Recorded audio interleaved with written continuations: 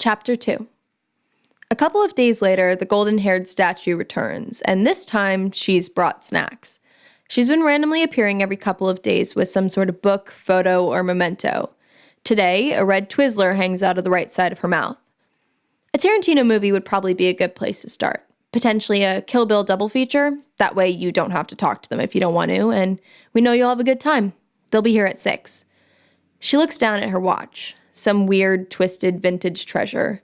It looks rare and expensive. I want my fingers on it. She catches me staring. You like it? You made it. You've been obsessed with watches and gears and clocks since you were a kid. Well, you were. I don't know if you still are or how this all works. You started buying broken watches and clocks from garage sales and thrift stores. You would take them apart and rebuild them when you were like 10 years old. It was wild. You said it didn't feel right to have clocks on Earth that couldn't fulfill their purpose of counting time. So you wanted to fix them all. We sit. She's being brave. She scrolls through photos on a small digital camera, showing me images of us and Ethan and Kaizen. The ticking of her wrist rings through my head.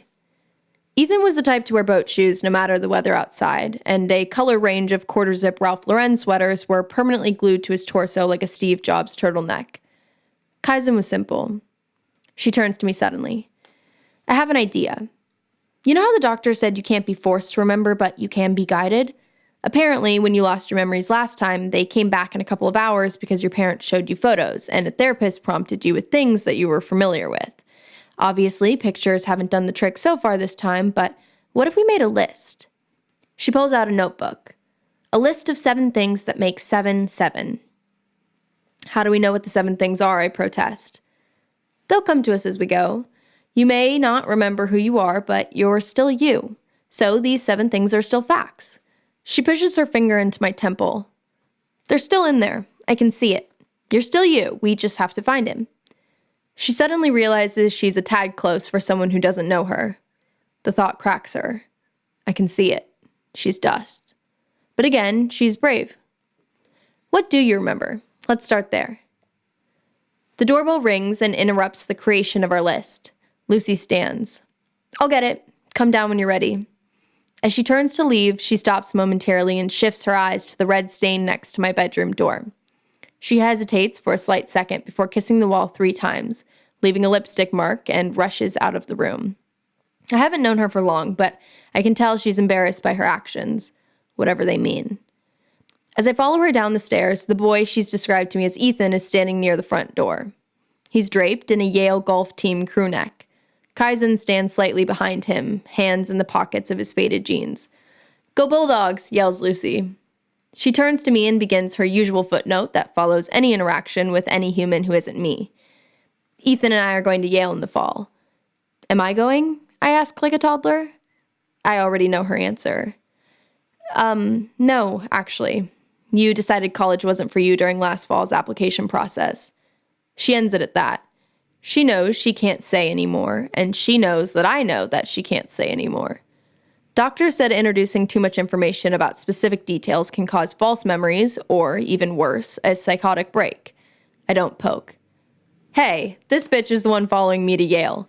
Ethan cuts through the tension of the room as if nothing has changed and walks towards the living room sofa. Excuse me? Lucy proclaims. I was always Team Yale, since, grade school. Well, I'm a legacy. True, but I thought you were Crimson blood through and through. Change of heart. Harvard is pretentious now. Everyone knows that Yale produces the most successful politicians and has better secret societies. Yeah, and you're not pretentious at all, so that makes sense, Lucy smirks. Suddenly, the idea of them gallivanting off to New Haven together makes my blood boil. I'm jealous. A new emotion unlocked. I don't even know what for, but I'm jealous. She always sees me a second before I exist. As she sits down next to me, she whispers softly with the lips off of an angel's face, recognizing my discomfort. You got any plans in the fall? Want to move to New Haven? She always knows exactly what to say. But as she turns and catches eyes with Ethan, their gaze flickers once again, meeting each other at ground zero. There's some thought there, pushing the air between them straight into the ground, something heavy. I make a mental note to ask my girlfriend about it when I know her better. As the second movie of the double feature ends, she dances to the door. Ethan and Kaizen only made it through part 1, but promised they would come hang out with us again soon.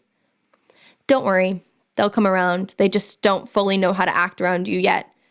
I don't really either. I can't imagine what it's like for you, but we will fix it. I always fix everything.